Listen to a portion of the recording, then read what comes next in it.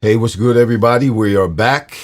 Another show, The Fryar Place, where the conversations are fire. I'm Irving Fryer. I'm your host. And yes, you got to be excited because we have our guest from last week. We didn't finish telling the whole story. We probably won't get finished today telling the whole story, but we're going to get a lot of the story told today, as we did last week. But our guest is back from last week after riding that COVID coaster a couple of years ago. Oh my gosh, it's just the story is captivating.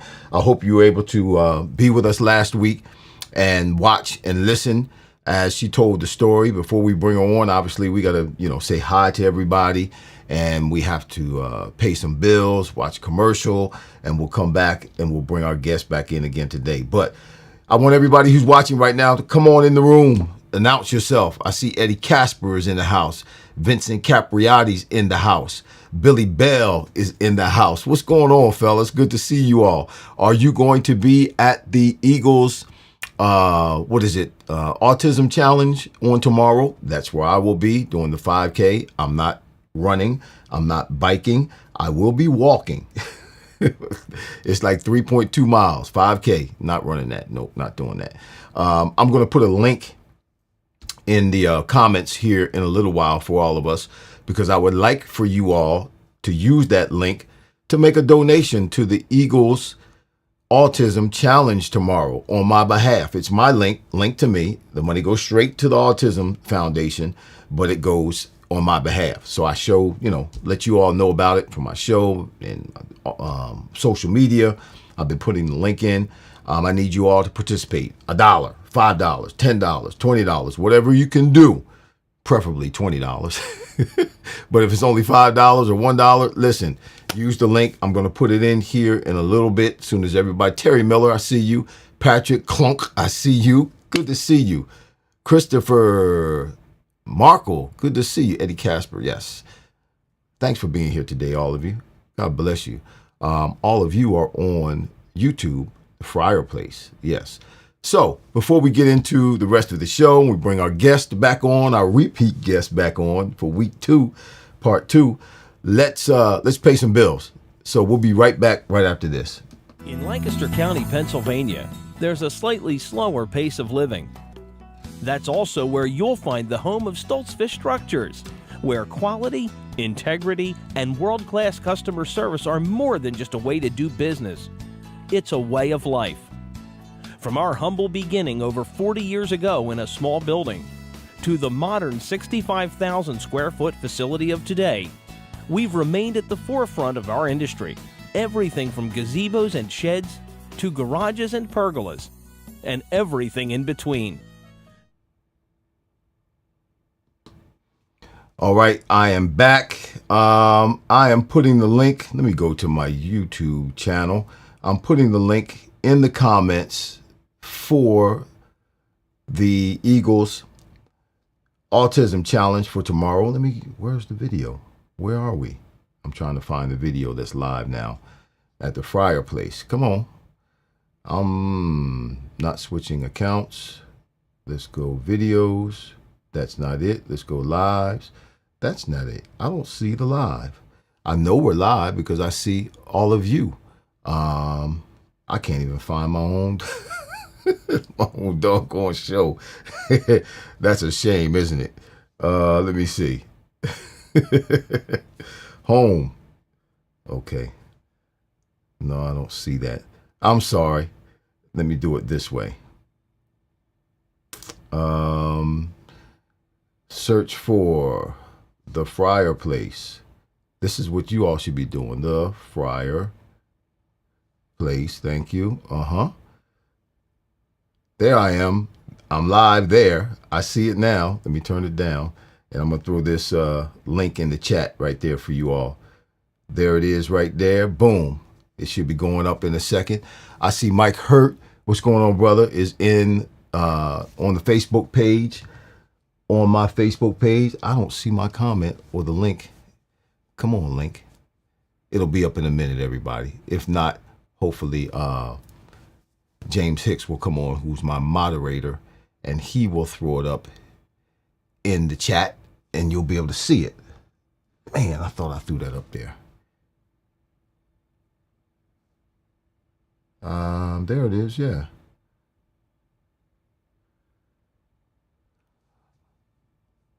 I don't see it. I'll work on it.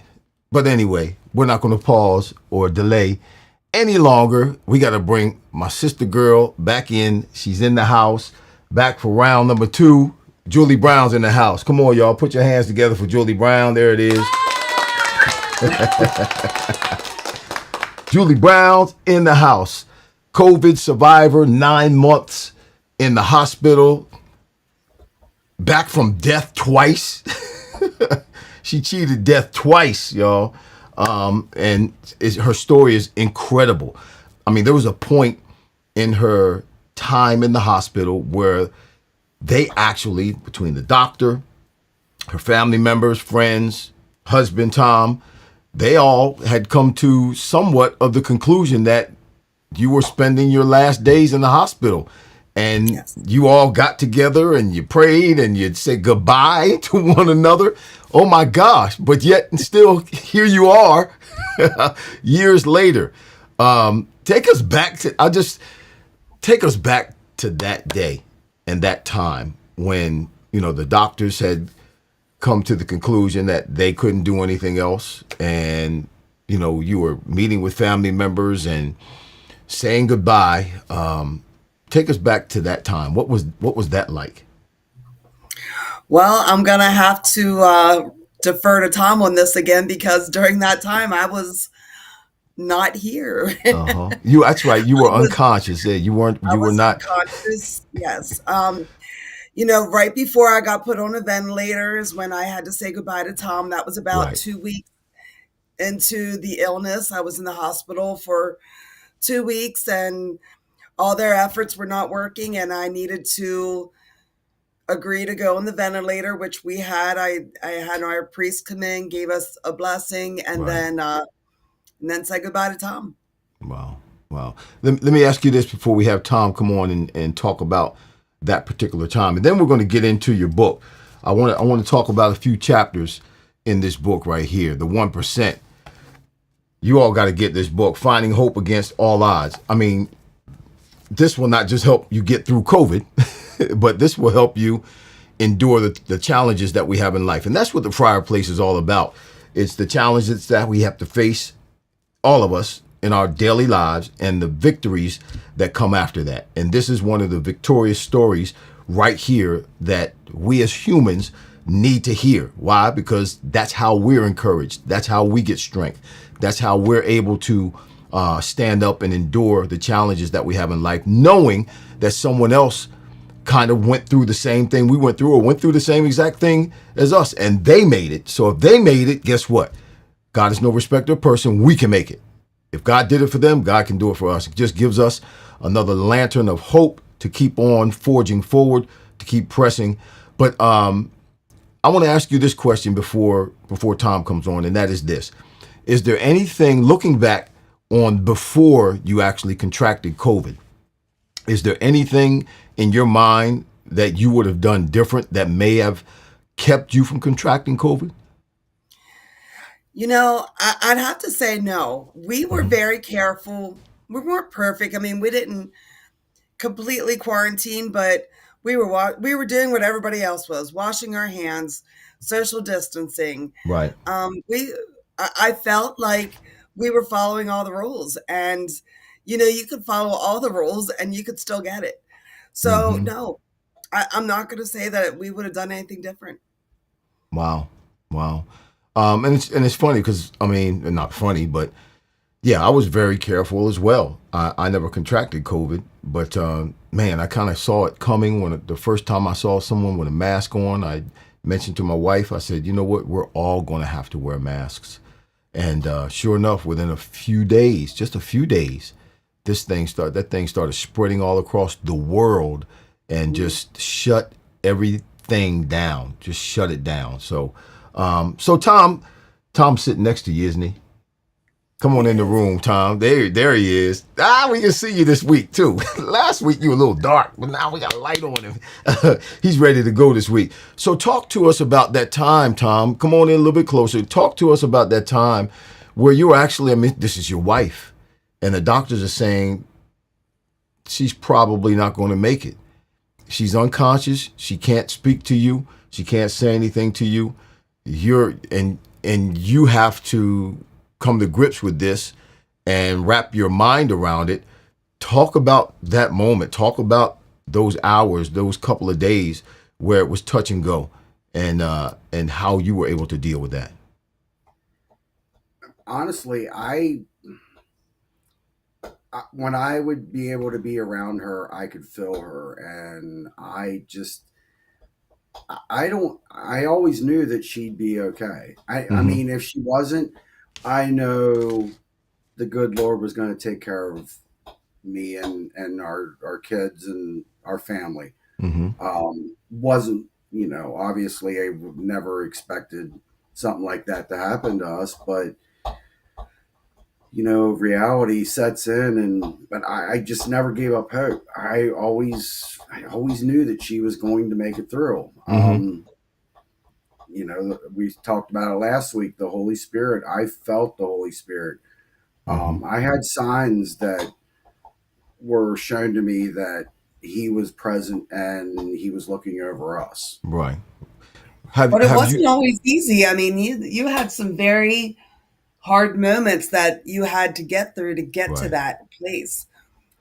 So have you two always been fighters like this? I know they can't see me, but they can hear my voice. Have you always been fighters like this?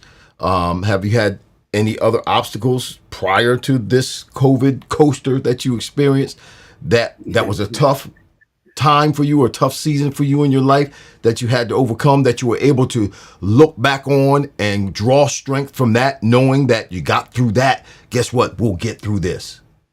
Just 30 years of marriage. Yeah, that's tough. I went through some surgeries, and I had my lower back fused. My neck was eventually fused after Joel got home from the hospital. And I had after my second fusion, I've been diabetic since 21, type 1. And I got a stomach virus, and I got very ill, and my blood sugars just shot through the roof, and I got DKA. And my wife got me to the hospital. I don't know how, I don't remember a lot, but my blood was turning to acid. Wow. So we've had challenges in our life, and she was always there for me. And when she got sick, there was never even a question. She's my everything. I told the nurses in the hospital at times that she's my voice of reasoning, and I don't have her right now. So I have to be strong. I have to be precise, and and I knew the good Lord was behind me. I knew He had me. That's they call that a blessed assurance.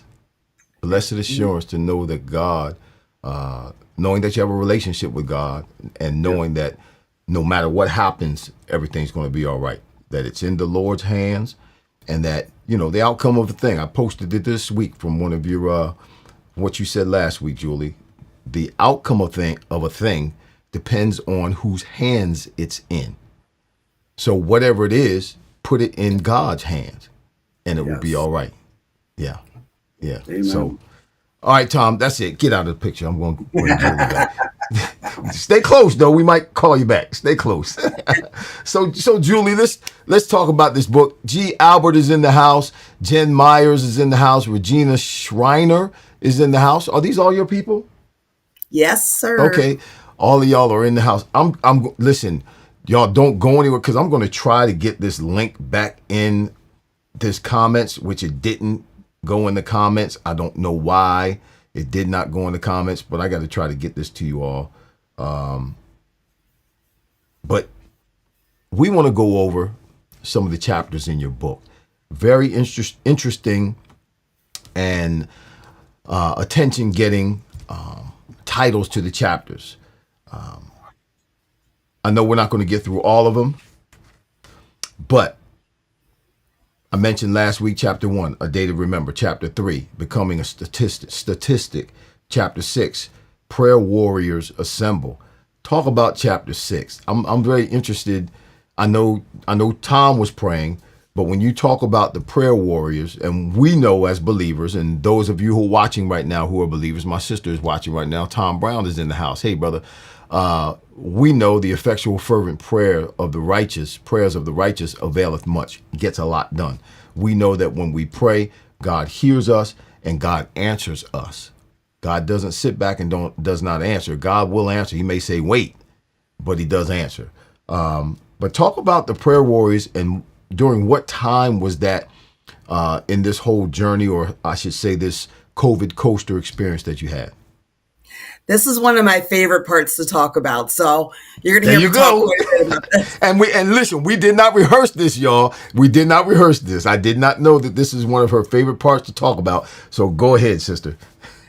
So when I first got in the hospital, most of my family couldn't come to see me because they all had COVID too. Wow. So there was only one person that was close to me that didn't have COVID, and it was my sister Sue. Mm-hmm. So she was visiting me in intensive care at our local hospital before I went on the ventilator. Mm-hmm. And she had asked me, she's like, what can I do to help you?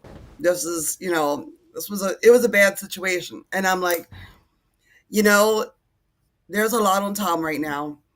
He's dealing with all this. He's dealing with communications with everybody. Please, can you take over communications? So she started an email, and it just started going out to our immediate friends and family. Mm-hmm. And she would give daily updates on what was happening. So remembering at the time, my mom went into the hospital a couple of days after I did. Right. So this thing escalated quickly because everybody wanted to know how we were doing, and everybody didn't want to keep bothering Tom and the kids. And so Sue would put a daily email out, and it would talk about each of our situations and how we were progressing. Well, daily, everybody was saying, add me to this. Mm-hmm, mm-hmm. And then that thing was getting forwarded out. It ended up that she was sending it out to about 1,000 people. Wow. And they were forwarding it out to, I'm not kidding, half the world. It was going around the world. Wow. And this became our prayer warrior group. And they were all putting me in prayer groups. They were getting together and they were saying the rosary together. People that I didn't even know. Mm. And to me, it is the biggest sacrifice to pray for somebody that you don't even know. It still shocks me to this day how many people prayed for me and didn't even know me. Mm. And I don't know.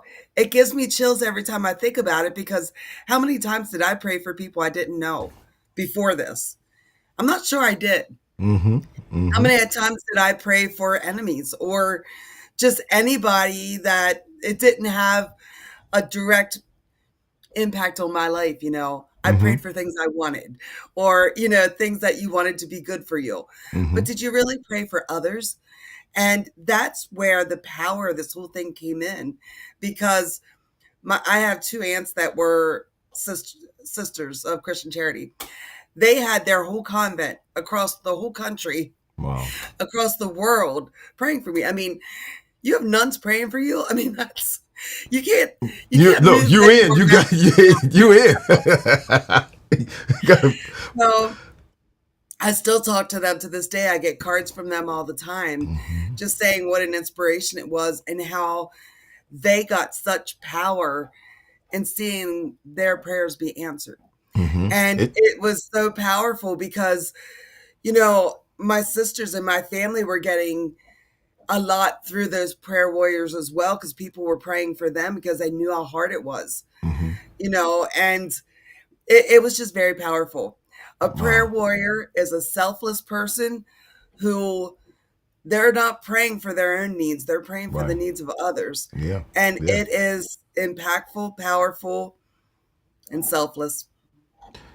I can kind of relate and I can feel your emotions about it, and because it's soul stirring to know that people have been or were praying for you when you were in a difficult time. I was in a difficult time some years ago, and I found out recently there was a group of people that was praying for me. And when I found out about that, and then I look back, and how I got through that situation and how God did things in that whole season in my life, it was because people were praying for me.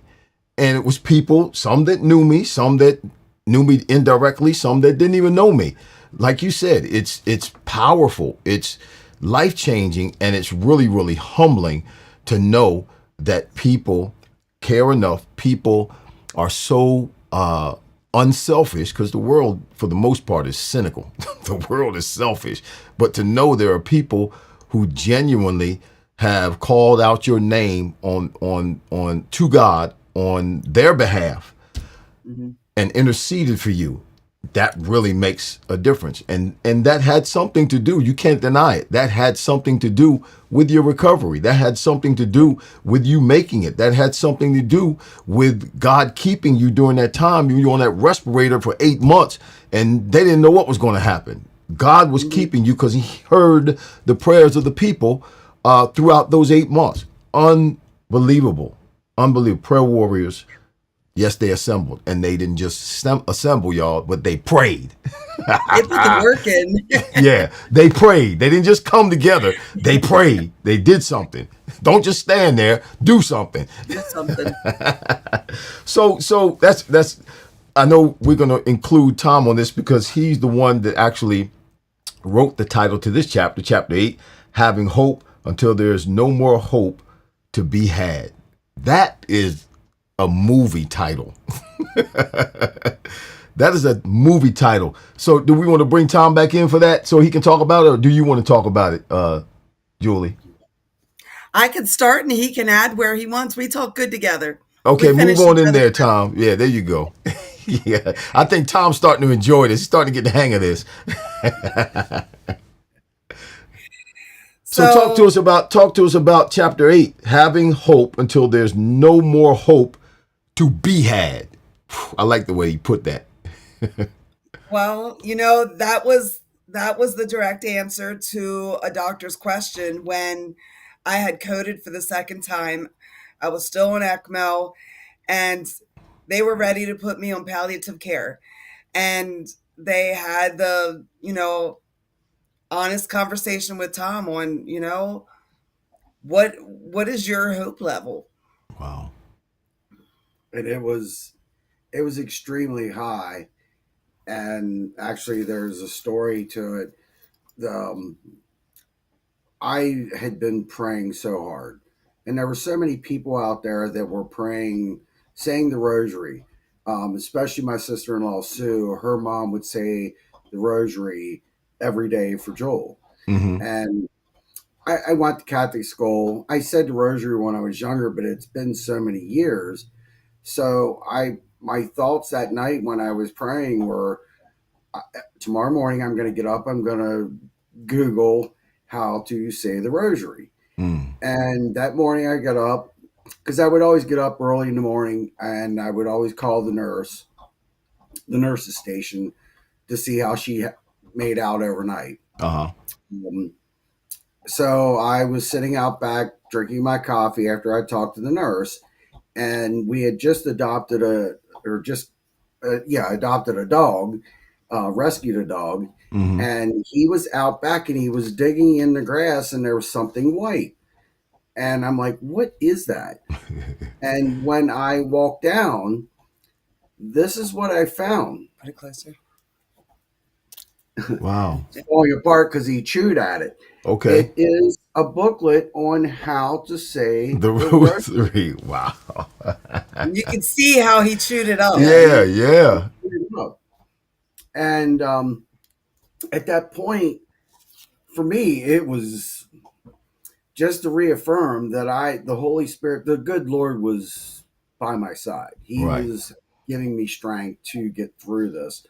So when the doctor asked me that afternoon when I was leaving, he asked me, he said, "How much hope do you have?" And it wasn't even a question. The signs were there. I Right. knew, and I could feel her.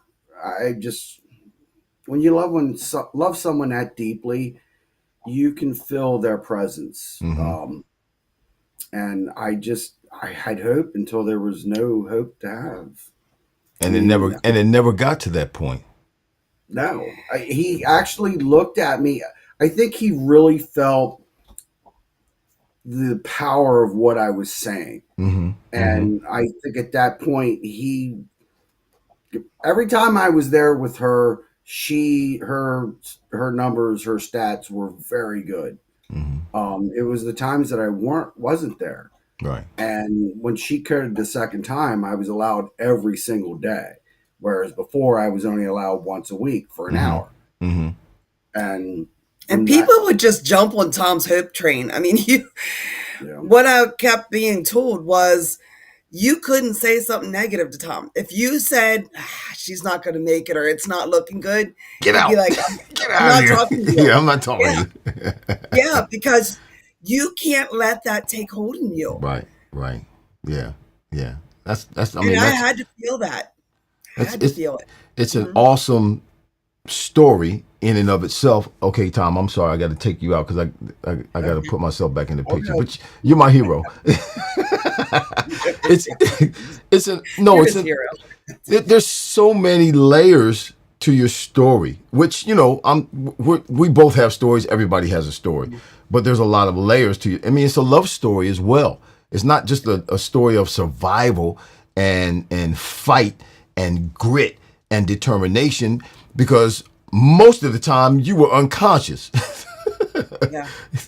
So yeah, you have this desire to survive and this human instinct that kicks in to stay alive. But everything that was going on around you with the people who loved you and were concerned about you, and even those who were indirectly connected to you, praying for you. It's such a story that I guess a lot of people could tell, but man, it's beautiful because you're blessed, you made it, and look how many people didn't make it through COVID. There's so many Irving, this stories. needs to be a movie. It needs to That be a movie. I was going there with it. It should be a movie because again, we're still feeling the after effects of COVID. COVID is not going anywhere, just like the flu is not going anywhere. And there's still people, I still see posts of people who lost loved ones, family members, friends, close friends during COVID, and they're still mourning over their loss. Still mourning. There were this thing, we didn't see it coming. It hit us hard.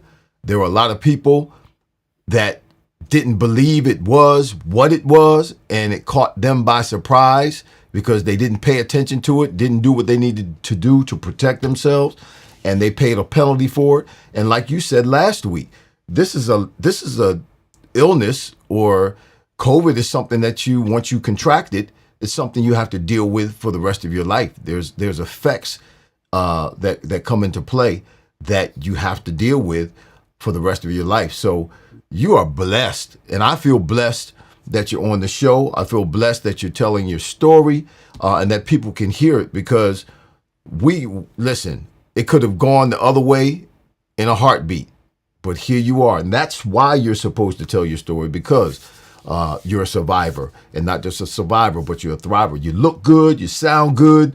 What's with the let's talk, because people are asking, they're thinking. Yeah. I can hear them. Well, she got the oxygen on. What is that? So talk about it. A long fight. It was a long fight back. So we've only talked on this podcast about the 3 months that I was not there, but it was a long fight back after that. So I had 6 months in the hospital where I was awake after that. Okay. So there was a lot of, I mean, it started out I couldn't move. And I was hallucinating. I had no clue what was going on. I started getting the visitors, which was really nice. It was starting to bring me back to life, little by little.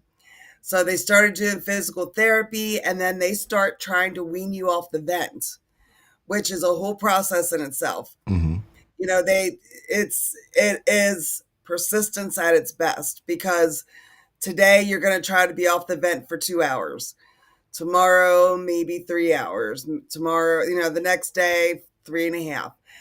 And what you're going for is 3 consecutive days that you don't need to be on the vent. Right. But it is like exercise, and that's how they explain it.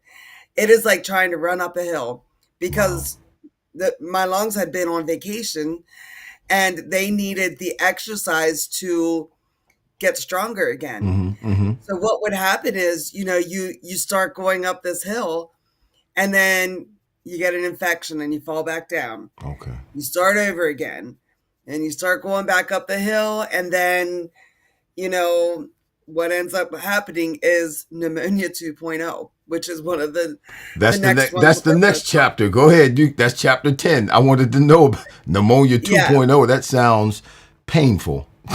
So I was in the long-term rehab facility for 6 weeks. It was a painful 6 weeks. The care at that facility was not great. And I had a lot of ups and downs. The roller coaster was in full swing at that time. And as I was there, I started, towards the end of the 6 weeks, I started getting bad again. And I ended up getting pneumonia a second time, which is what initially started the whole thing. So that long-term facility could not handle pneumonia. That's not what their specialty was. So in the meantime, as Tom was seeing that the care was not good at this facility, he is begging to get me back into better facilities. Everybody's full. You remember back in 2021, there wasn't a hospital bed to be found. I mean, a lot of times you were in the hallways. Right. So he is begging to get me back into a good facility, looking all over the country. And ended up getting connections from a doctor who had done a surgery on me when I was on ECMO to save my life. He had to go in and scrape gel off of my lungs. And that is what actually got me off of ECMO, because I was at a static moment.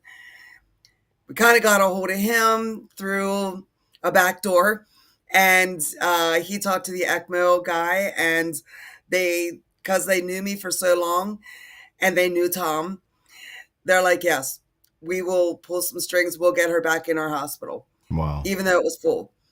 Wow. And they got me back over there, and they, for a second time, brought me back to life. Those doctors, I owe my life to them, because they gave me a second shot at coming back into a well sought after hospital, and they nursed me back to health again. Wow. But this time, after I came back, they noticed that my lungs had gotten, worse. And they said, you know what, there's no repair from this. We're pretty sure you're going to need a lung transplant. So I went on, we started looking at the best lung transplant places, and I was on Temple's list. We started doing the process of getting me ready for a lung transplant, which was very scary on top of everything else we'd already been through. So it ended up, they said that I was too sick to have a lung transplant. You needed to be healthier to be able to survive a lung transplant. And just so happened that the therapy that I was doing at that hospital and the medicine they were giving me, I started getting better from the pneumonia. So they sent me to a second long-term rehab facility. And at that hospital, that's when we met the doctor and the staff who introduced hope to our life. We went into that right after I had gotten over the second pneumonia. I met this doctor, and he took a look at me and he said, "You don't need a lung transplant. I got you." Yeah. Nice. I got you. And I'm going to make sure that you walk out of this place. And me and Tom were like, and he was an older doctor. I'm like, does he really? And it didn't even matter. We didn't even question him. I'm like, he has us. Wow. This guy has us. He gave us hope. And that's all we needed. Miracle. You're a miracle. You're a miracle. I mean, it's not even like a normal COVID story. So do me a favor. Let's go back. I want you to go back and just document, because I'm a little bit confused. Okay. I know you were in the respirator for 8 months. Just go through that. You go in with COVID. You're there for, like, I guess it was a couple.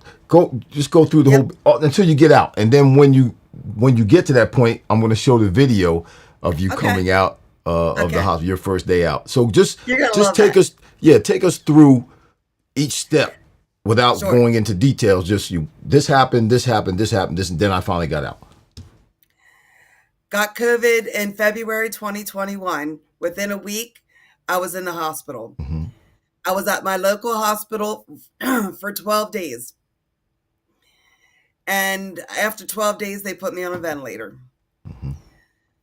Within 24 hours, the ventilator wasn't working, so they airlifted me to a regional hospital. They put me on ECMO. I was on ECMO for 91 days there. I was in that hospital for a total of 101 days. After I was off of ECMO, still on the ventilator, I went to a long-term facility. I was there for 6 weeks, got pneumonia again, so I went back to the regional hospital. I was there for another 7 weeks, and then I went to my second long-term rehab facility, still on the ventilator. Mm-hmm. I get there, and I am there for 6 more weeks. That is where I got off the ventilator. Mm-hmm. They worked their magic, got me off the ventilator, and I went to a in-house rehab facility for 3 weeks to get my body back to being able to be home. So I went in the hospital the end of February, and I came out the day before Thanksgiving, which was November 24th. Wow. Came home in a wheelchair. I couldn't walk yet, but I came home for Thanksgiving. But you're walking fine now. I'm walking good now. You're walking. It's fine. It's good. Look, you're walking. I'm walking. I have drop foot. Uh-huh. I lost some toes, and I have a lot of neuropathy in my feet. But yes, I walk. I drive. Wow. I play with my grandkids all the time. I go out and about whenever I can. You're a miracle. You are. I was at the casino and I won today. Look, you're fine then. If you're going to the casino and winning, you're doing well. You're a whole lot better off than a whole lot of other people. I want to show this video because somebody named Bubba, and Bubba's my we call my younger son Bubba. Somebody named Bubba that made this video. Is your nephew? Okay, we call my son Bubba. Very talented nephew. Yeah, so nephew Bubba is the one that made this video. But this is the video, everybody, of the day Julie came home. I'm not going to show the whole thing, but I'm going to show you a few minutes of it. Check it out. I think we're done decorating. Yeah, we could be done decorating. Okay, so see, it's just already ready. Perfect. Okay, and then Perfect. Okay. All right. Oh my God! Wait. Oh my God! Yeah. That is. Look at this Picture. Oh my God, that is so awesome. I love it. Oh my God! I never saw anything. I just want to tell you that I've never been in a limo before. Oh my God, Lori! Isn't this awesome? This is crazy. Hi, Tom. I'm Tom. I'll remember you. Holy shit! Oh my God! Who was that? Crazy! Look at the lights. You know what? This is just Perfect. Joe and Tom could be down there. This is so nice. Oh, catch Sue! Oh my God, Sue! Look, oh my God, it's huge. Oh my God. This is crazy. I love it. We're gonna have some fun today. Holy mackerel. Oh my God. So we gotta put all this stuff we're gonna put in here, right? Yeah. All right, guys, it's 12:30. Where are we heading? Hershey. Get our baby sister home. Yay! This is a great moment. Yeah, I agree. I just seem like we're a whole until all four of us start together. Absolutely. Yeah. That's why I know her coming home is going to. It's just going to be awesome. It is truly, truly a miracle. I'm holding it together, but I have a feeling when we walk out, I am just going to be a ball of emotion. No, we're not drinking yet. We're saving it for you. Yeah, no drinks. Yeah. I am. The stretch limo is awesome. Yes. You're gonna love it. I'm so excited. Won't be long now. We'll have her sitting in here with us. I know. There's the building. Guys, this is great. Here we come, Jules. We're coming, Jules. Coming to take you home.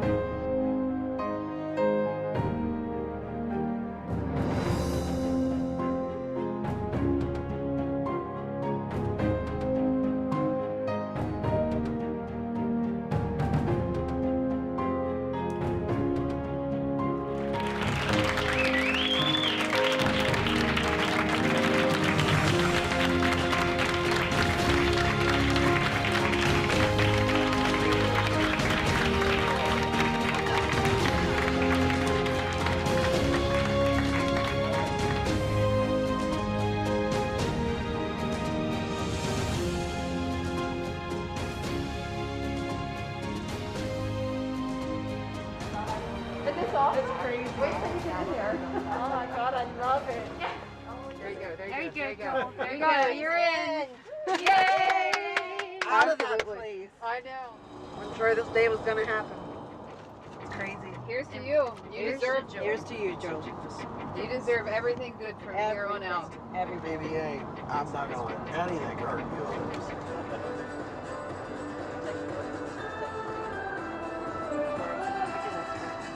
Look, you get out. I'm gonna shut it down. You get out the hospital, you start drinking.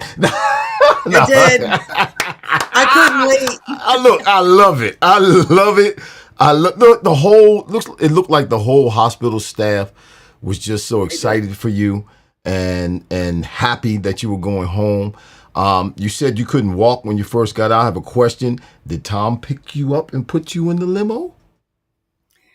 No, I learned how to transport from a wheelchair To to scoop? the places I need to go. So no, I'm no lightweight. He could have, but he has a bad back. So Okay. no, I had to be able to do that on my own. Okay. All right. Looking at that, I'm sure you probably looked at it a few times, but I'm sure it does the same thing for you every time you see that.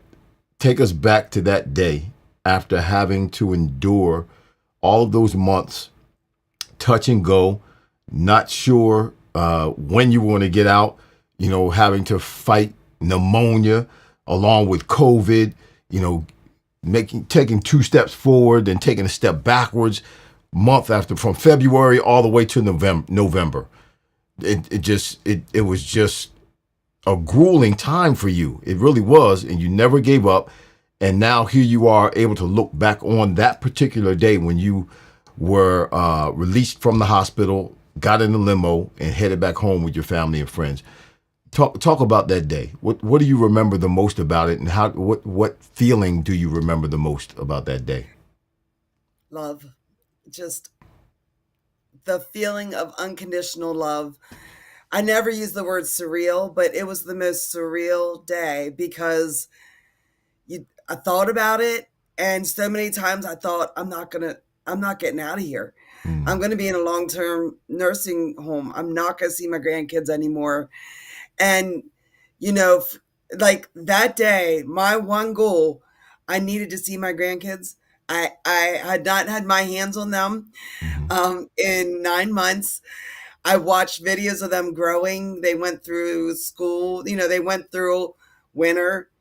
spring, summer, fall, and I missed all of it. You know, they were in sports. They had their whole summer. I'm very close with my grandkids, and I didn't get my hands on them at all. So I'm like, when the limit pulls up, the first things I get is my hands on those kids. You tell because there was 4 news teams there at my house, and I'm like, none of them talk to me until I see my grandkids, and I get my hands on them and I hug them, and then I looked in my entire lawn and all the cars leading up to my house.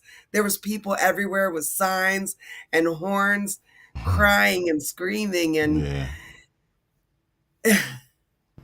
it was a day to remember. Let me ask you this, and I ask you this question for the people who are watching right now. The Eddie Caspers and the Terry Millers and the Billy Bells and the Tom Brown. Tom Brown is in the house. This was our journey. How are you writing in my comments? I can't even write in my comments. I can't seem to get this doggone link. Y'all, listen, those of you who are watching, don't go anywhere at the end of the show because I'm going to make sure I get this link into the comments. But I know because in anybody's journey, particularly this season in your life was tough. I mean, when you talk about life and death and being on the brink of either, that's tough. It doesn't get any tougher than that. I know there had to be times, if there wasn't, let me know, but I believe there were times in the struggle when you didn't know, not that you doubted, not that you have feared, not that, you didn't believe in God, but you didn't know whether or not you were going to make it.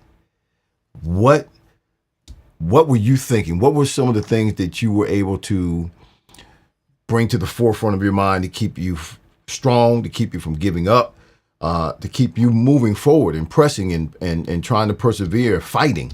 What were the things you were telling yourself in those moments when you thought, or the thought came into your mind, I don't know if I'm going to make it, like you just said a little while ago? I knew that I did not have everything done that I wanted to do in life. I wanted to see all of my kids successful in relationships, on their own, having families. I wanted to be part of their families. That was so important to me. Me and Tom had just gotten to be empty nesters. We didn't get to do all the fun stuff that we had all the years that we did that. I had things to do. I have family that we still have things to do. My friends showed up for me, and I knew I had fun times to have with them, yet I was not going to miss out on that. Wow. And every time I had a bad day, I started looking through all my pictures. I have 1 million pictures on my phone. If everybody knows me, I take pictures. So I had 20,000 pictures. I was flipping through, and I'm like, I'm getting back to St. Patty's Day with my friends down Ocean City, or I'm going to get to that. We had a family wedding. I was like 2 weeks short of missing. I wanted out of the hospital so I could go to that wedding. And I was almost there, and I'm like, I'm not missing another one. I am going to get to these family events that, these people mean so much to me, and I'm going to be a part of it. So like those things that I live for fueled me. Wow. That's a fire in your belly, that gives you hope, a hope that, I'm going to be here tomorrow. I'm going to be here tomorrow. Lord willing, and the creek don't rise, I'm going to keep fighting and keep moving forward and keep believing and doing the things that I need to do to make sure I get these things done. That's you got a reason to live. You had a reason to live, and that was because things had not been accomplished that you wanted to accomplish, and you were determined to get them done. That's awesome. Let's talk about another. Everybody needs a purpose in life, right? You gotta have a purpose. Yep, that gives you hope. That gives you a reason. You got to have a reason, something to attach that reason to.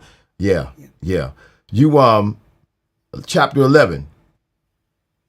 This is hard. Trust the process. Trust the process. What exactly are you talking about? I mean, we know kind of, but from your No, from well, your lips to our ears? Trust the process. trusting somebody, I mean, you have to be super vulnerable. And when you're putting, trusting somebody with your money, that's one thing. Trusting somebody with your life takes on a whole new, it's just a whole new ball of wax because, Right. like, I had a pulmonary, a respiratory therapist. His name is Bill. I grew to have a very strong relationship with him because I put my life in his hands, and I said, Bill, like, he would come in and I could not breathe. And, I'd be flailing, freaking out, and he'd be like, if you're talking, you're breathing, settle down, and Wow. he'd get in my head in a good way. Uh-huh. And we built this rapport, and I trusted him with my life. And I gave it, not just with God, but you got to do it with your healthcare people and in your family. And I mean, you got to open yourself up and you got to trust. And, that is super hard to do when I wasn't really the kind of person that did that. I was a A-type personality. I'm going to, go run through it, and whatever happens, happens. And that's not what happens when there's a medical situation and you don't know anything about it. You trust people. Right. Yeah. And you pray that you are trusting the right people. Mm-hmm. Mm-hmm. And that's, and is that new trust in, certain people, so to speak, what you had to do while you were in the hospital in terms of the doctors taking care of you, and then the rehab in terms of the therapists, you putting your faith and your trust in them. Not that you took your faith and trust out of God, but obviously you got to interact with these people that are there to try to rehabilitate you. Is that a part of chapter 14 when you talk about our new and improved life? Is it that attitude, that mentality? Is that a part of it now?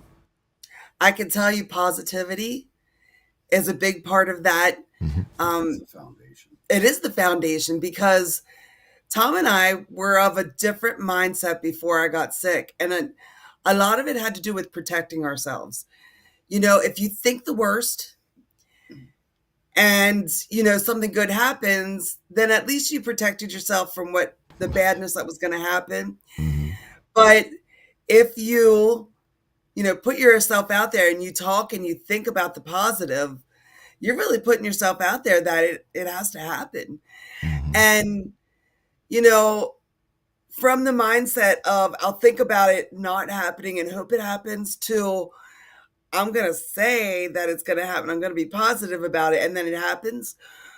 Well, you bring positivity to everybody around you too. And it's not those negative digs anymore. It's my new life is I'm going to live positivity, and I'm going to bring everybody with me. And we're not going to put up with people being negative. And if somebody's going to be negative in my life, I'm leaving them behind, and I'm going to be okay with it. I'll try to pull them along, and I will give them pieces of what I know and what I've experienced. But if they're going to keep pulling us down, Be the light and not the dark. That's what you're talking about. Be the positive energy. Be the thermostat and not the thermometer. So when you walk in the room, you determine the temperature of the room, not you adjusting to the temperature of the room. Yeah. You're the light. Yes, that's there's some truth to that. There's some truth to that. And there's power to that as well. It's a mindset, like you said. And that's your new mindset. And it's amazing. No, it's not amazing. It's just sometimes it's just plain old necessary for us to deal with obstacles, challenges, tribulation in our lives for us to actually grow and become these, like you are now, a light of positivity, a person of strength, a person of new character, a person that others can look at and see, yeah, you've been able to overcome this, and I can draw strength and character and determination and focus from you. And that's that's your new life. You're telling your story now too, and you'll tell your story from henceforth until you can't tell it anymore because people need to hear it. My gosh, miracles do exist, and that's the last. I think that's the last chapter in the book. Miracles do exist, and there's people I believe who believe that there's no such thing as miracles. Well, ladies and gentlemen, you are looking, not me, you're looking, you're looking at a miracle right there. She is a miracle. If you read this book, her book, The 1%, right here, Finding Hope Against All Odds. If you read this book, just the chapters we went over just a little while ago, you'll find out that she's a miracle. And miracles still do exist. Tell everybody why you're a miracle, Julie. Well, we heard throughout the process that about 1% of people get through this. We heard it in the hospital.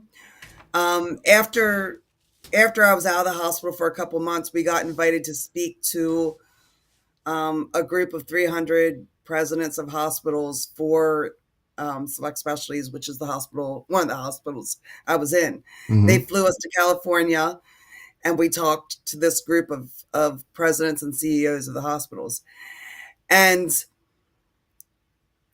we talked about miracles. And when we were talking to those doctors, they said, we had more than one come up and say, you are the 1%. We heard about you. Wow. We've seen all kinds of stages of this virus, but you were like the 1% that we all hear about, but we never got to meet. And wow. They knew, they saw it all. They were on the front lines, and they knew, like, everything I talked about through my story, they knew the whole thing. Mm-hmm. And they're like, you are the 1%. You are the miracle that happens. And when I think of miracle, I think of, because I'm not sure what a miracle is either. I'm not going to lie. I'm not an expert in it. You're a miracle. But I do know that a miracle is something that God intervenes with. And, he intervened. And that tells me that it was a miracle. Yeah. And, well, a miracle is something that only God can do. Now, we have doctors, like you said, and we have therapists, and they've studied medicine, and they know what to do concerning certain conditions of the human body and anatomy and so on and so forth. But they're limited in what they know.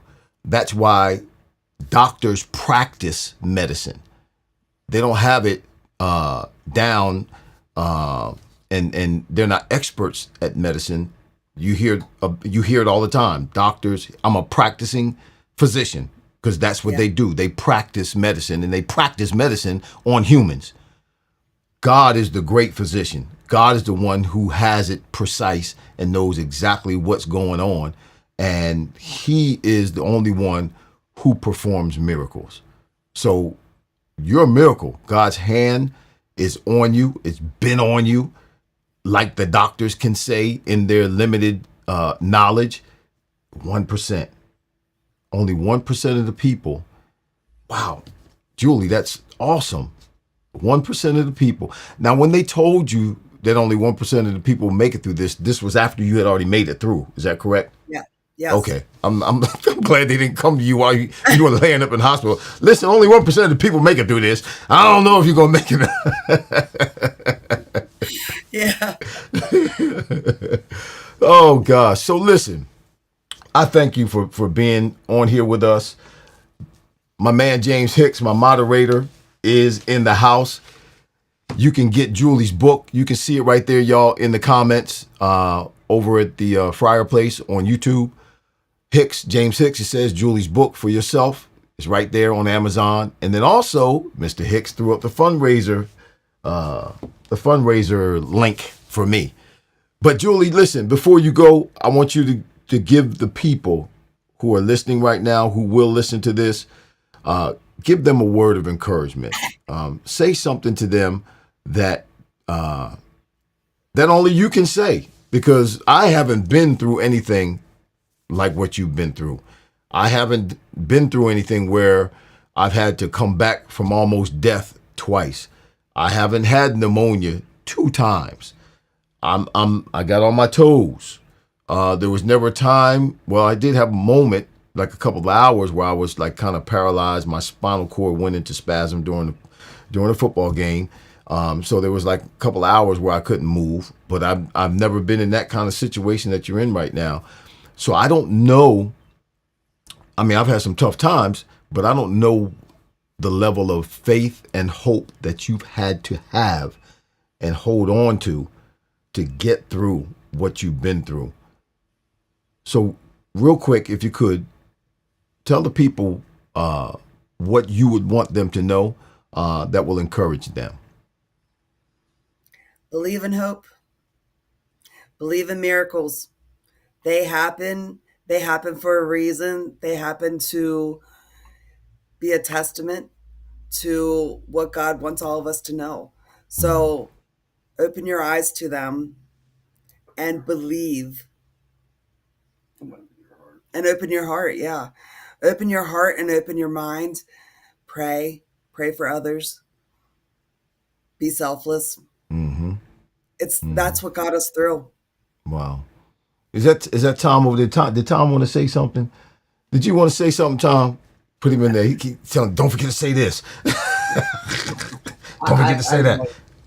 I was coaching her a little bit. Yeah, I heard you. Don't forget to say that. I as hard as the time was, and as desperate as we were at one point, I look at it as a gift.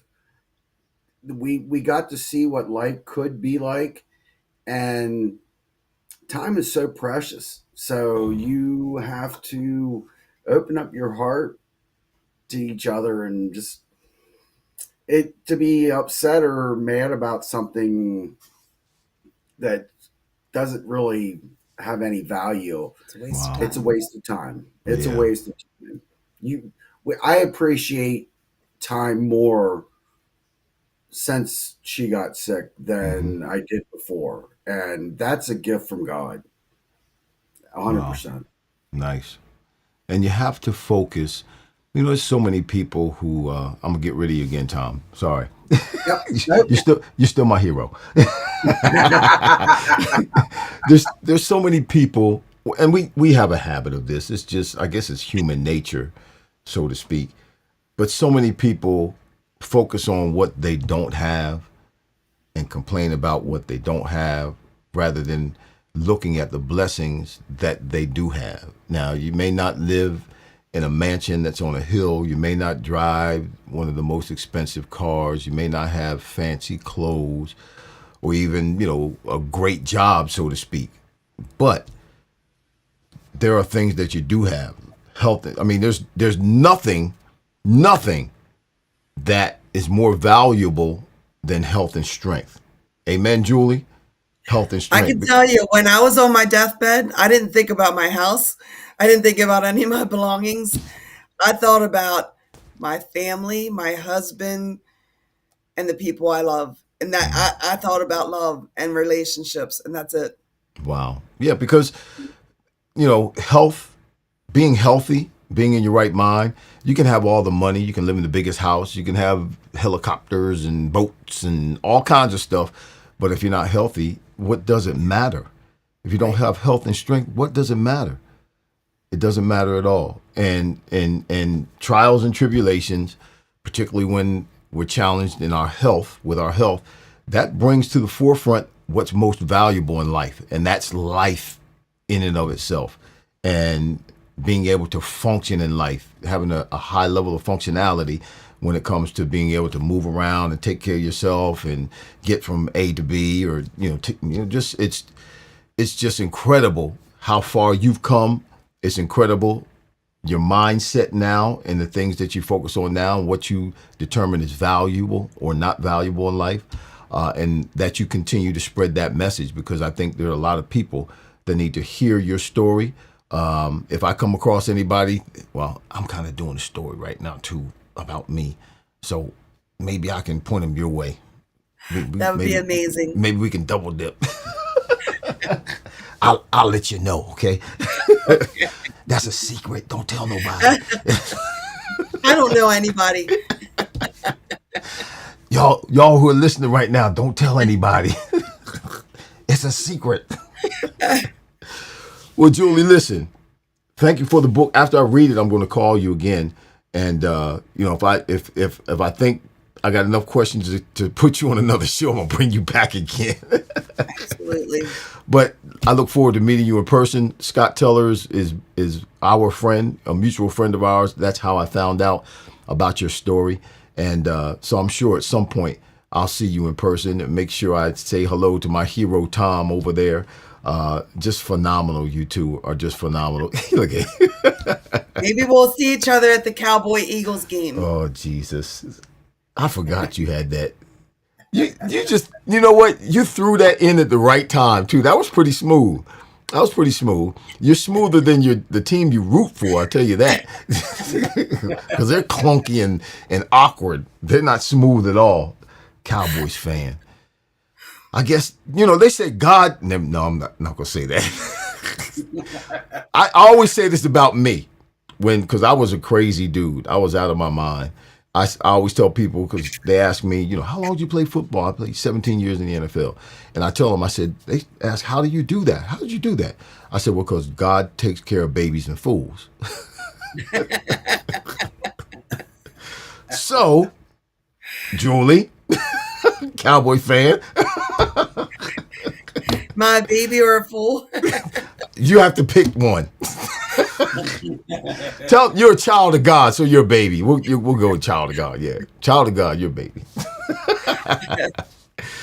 We got you the first game of the season. Do you go to the games? You been to any of the games? I can't go to the Eagles games. They'll kill me. Say what? I can't go to an Eagles game. Yeah, you can. Can I? My wife goes and wears her Dallas stuff. Oh my gosh, I'm coming with her. Well, no, you ain't coming with me. Nah, no. Listen, Scott. Look, Scott can get you tickets. Scott Teller. I don't know if he's watching right now, but Scott can get you tickets. Scott knows everybody. Matter of fact, Scott is with N'Kobe Dean right now, watching the show. He's out in Lancaster or close to Lancaster with N'Kobe Dean at a appearance that N'Kobe Dean is doing right now. So I'm going to talk to Scott to see if we can get you in a game. How about that? Be amazing. All right, and we'll, maybe you too, Tom.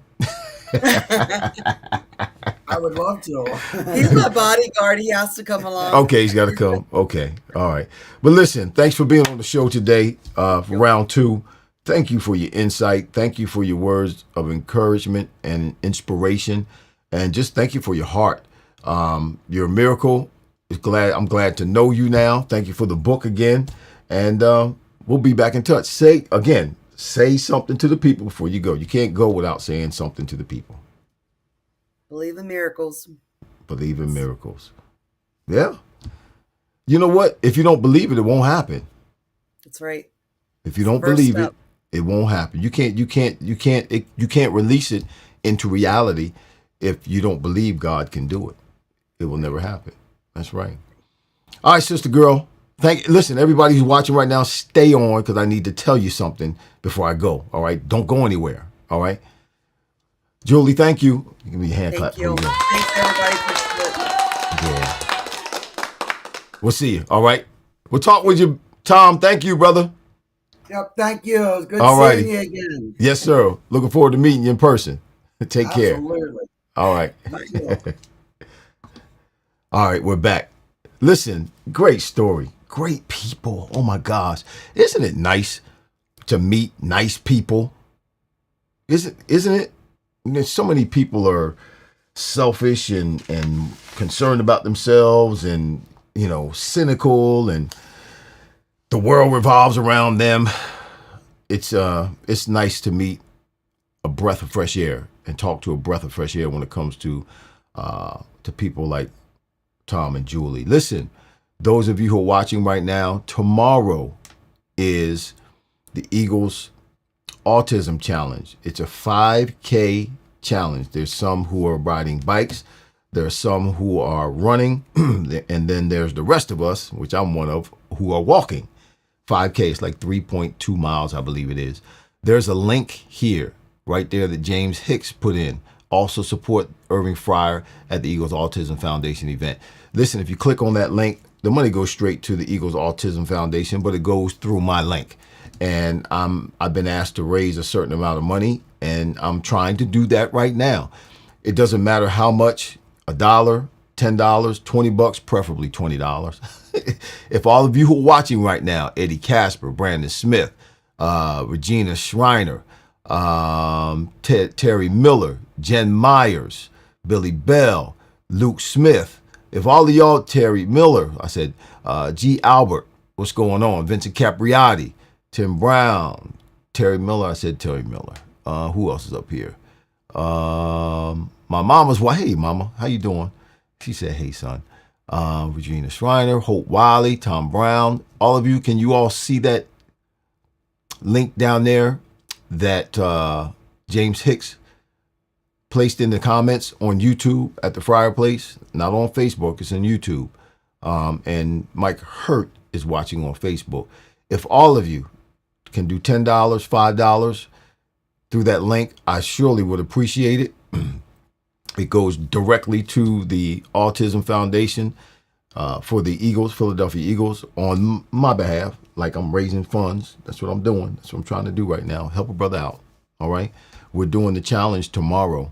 I'll be walking 3.2 miles. I don't know how long that's going to take, but I'm going to do some filming while I'm out there, and I'll post some of it. So this is a foundation that has done a lot of things in terms of research and raised a lot of money for autism. Autism is something that affects a whole lot of people, their kids, their families, and it's something that we want to try to rid, if we can do that. You know, we've gone a long way in terms of being able to treat cancer, but autism is something that, you know, they haven't been able to figure it out yet, but they're working on it. And obviously, we know that takes money.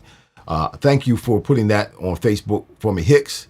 It's on Facebook, Mike Hurt, if you can, if you're still watching right now. But listen, y'all, this broadcast was brought to you by, or sponsored by, Stolefish Structures, as you know, right there in the comments. Right there, Stolefish Structures. They do outdoor living products, sheds, garages, things like that. They are located in the Amish country in Western Pennsylvania, and they do a phenomenal job. And they do what they do to help advance. This is a part of their motto, slogan.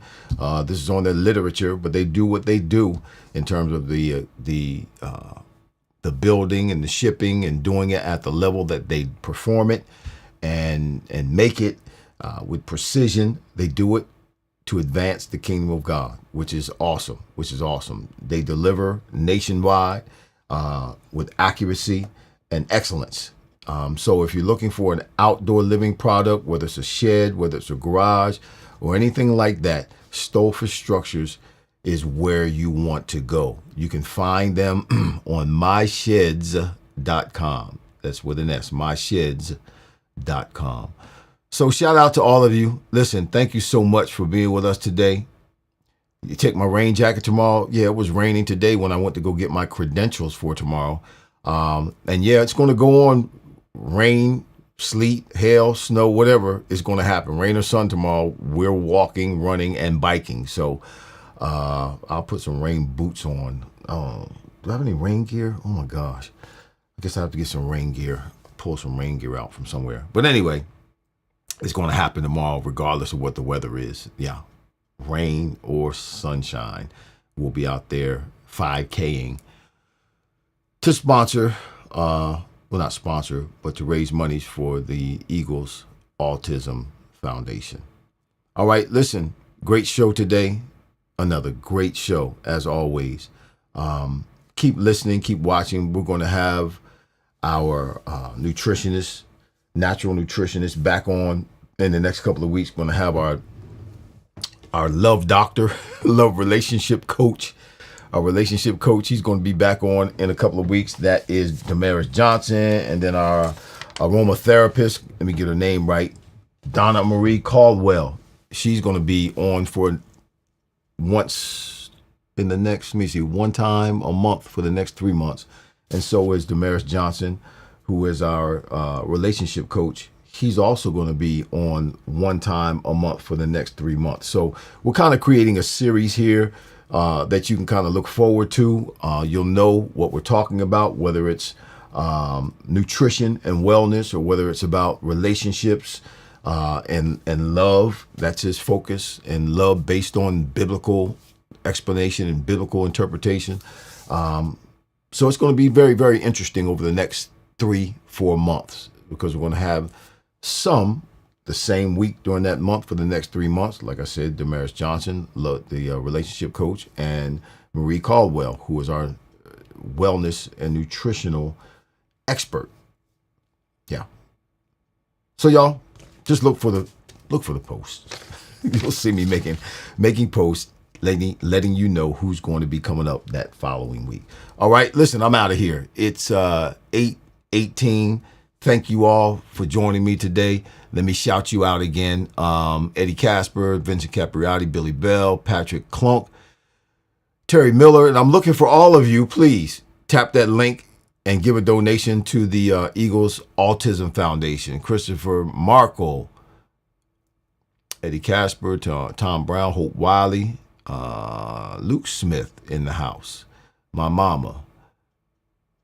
Is that Vander Vortla? He says Vander Vortla. I guess that's how you say that. I'm not sure. G. Albert, Jen Myers in the house, Regina Schreiner, Tom Brown, Billy Bell, Terry Miller, shout out to you. Who else? James Hicks is in the house. My mama, Terry Miller. I said these names already, I'm sure. Jen Myers, Brandon Smith, Can't Stop, Won't Stop. Aunt Jewel, yes, she won't stop. She is she's high energy.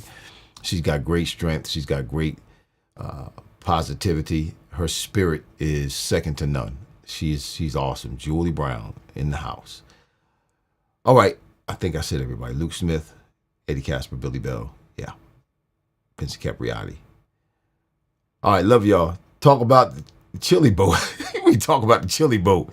I want to talk about the chili boat. Listen, I had somebody at the gym today ask me about about the post from Chili Boats. It's a boat that I actually made that post or put that post up 2 years ago. That was almost 2 years ago when I filmed that post about chili boats.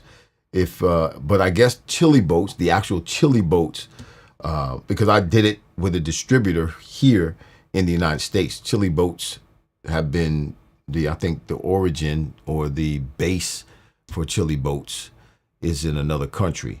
I think they finally picked up on my video and they posted it like 2 days ago. And everybody's seeing this chili boat post that I made 2 years ago on my Instagram page that chili boats just picked up. But they're good. They are. They're pedaling boats that you take out on the water. You pedal. It's very easy to do. It's not a hard pedal. Very relaxing. Those boats, when you're sitting there, it doesn't ever feel like you're going to tip over, even when you're getting on them. You have to step on one side and it kind of tilts a little bit. It never feels like it's going to tip over, but it's effortless going and pedaling in the water, and the propellers just working underneath the water. It moves pretty quick. It does move pretty quick, but it's very relaxing. Oh my gosh. Very relaxing getting out on the water when it's a nice day on one of those chili boats and paddling along. You can get down, you can cover some ground pretty quick in a short period of time with, like I said, very little to no effort, because for whatever reason, I don't know how, much water gets scooped or moved when that pedal goes around, but it moves a lot of water and you move pretty quickly. So, you can go to Chili Boats and check that out. Yeah. Thanks, James Hicks. Chili Boats. All right, y'all, I'm out of here. Listen, take care of yourself, or I should say be kind to yourself and be kind to other people, because you reap what you sow. Yeah, so we'll see you next week back here at the Fryar Place, where the conversations are fire. Next week, 7 p.m., to 8 p.m. with another great guest, Lord willing, and the creek don't rise. Until then, peace out, y'all. We're out of here.